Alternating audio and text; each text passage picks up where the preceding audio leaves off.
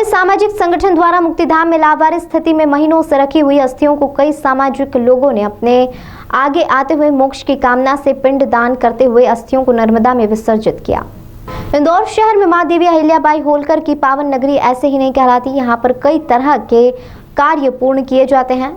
इस कड़ी में शहर के तमाम मुक्तिधामों में स्थायी रूप से रखी हुई अस्थियों का सामाजिक संगठन द्वारा पिंडदान सहित अर्पण कर उन्हें मोक्ष की कामना के साथ नर्मदा में अस्थियों का विसर्जन किया गया। इस मौके पर मौजूद महामंडलेश्वर श्री श्री श्री दादू जी महाराज भी मौके पर मौजूद रहे। उनका कहना था कि हिंदू संस्कृति में अंतिम संस्कार तर्पण का रहता है, जिसे आज कई सामाजिक संगठन द्वारा आगे आते हुए इन अस्थि को मोक्ष दिलाया गया। यह एक पूर्ण कार्य है। जी, ये अज्ञात वह लोग हैं जिनकी क्रियाएं पूरी तरह से नहीं हो पाई है हिंदू धर्म के हिसाब से। मैं आज उन सभी लोगों का तर्पण, पिंडदान और गीता के पाठ के साथ उनकी मोक्ष की कामना करते हुए ये सारे कर्म को कर रही हूँ यहाँ पर आज।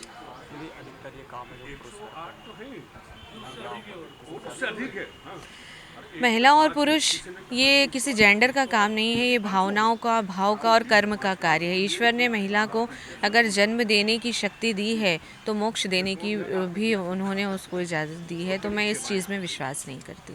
महामारी के दौरान भी आप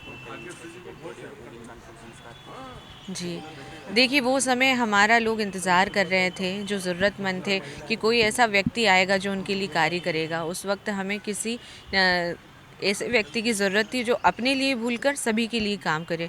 तो मैंने कोशिश की उस पहल में कार्य करने के लिए। हमारे शास्त्र कहते हैं कि जब तक अस्थियों का विसर्जन नहीं होता तब तक पूरी तरह से मोक्ष और मुक्ति नहीं मिलती।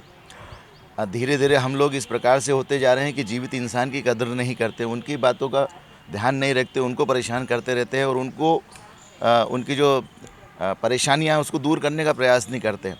और ऐसे के अंदर मृत आत्माओं के लिए कोई आता है और उसमें भी कोई महिला आगे आती है तो साधुवाद करने की इच्छा होती है कि, और उसमें भी ऐसा कि जो हमारे रिश्तेदार नहीं, जिनको हम जानते नहीं, जिनको पहचानते नहीं, हमें मालूम नहीं कि वह कौन है, उनके रिश्तेदारों ने तो ध्यान नहीं दिया, लेकिन इस प्रकार से कोई महिला यदि आगे आती है, मदन भैया आगे आते हैं, उनके सभी साथी साथ में आते हैं, तो मैं अपनी ओर से उनको बहुत बहुत साधुवाद देता हूं कि आप उन लोगों के लिए आगे आए जिनका कोई नहीं है, जिनके मुक्ति के लिए किसी ने प्रयास नहीं किया।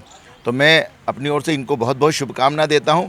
और जिसका कोई नहीं होता, यदि उसकी मदद आप करते हैं तो ईश्वर आपकी मदद अवश्य करता है और आपको आशीर्वाद जरूर प्रदान करता है। आज इस कार्य से जितनी भी मृत आत्माएं 100 से अधिक जितनी भी आज ज्ञात अज्ञात अस्थियों का यहाँ पर जो पूजन किया जा रहा है और विधि पूर्वक उनका विसर्जन भी नर्मदा नदी के अंदर किया जाएगा, तो ज़रूर मुझे लगता है कि इनको सबको मुक्ति मिलेगी। और मैं प्रभु से प्रार्थना करता हूँ कि इन सबको मोक्ष प्रदान करे। अवधूत चिंतन श्री गुरुदेव दत्त शनि महाराज की जय।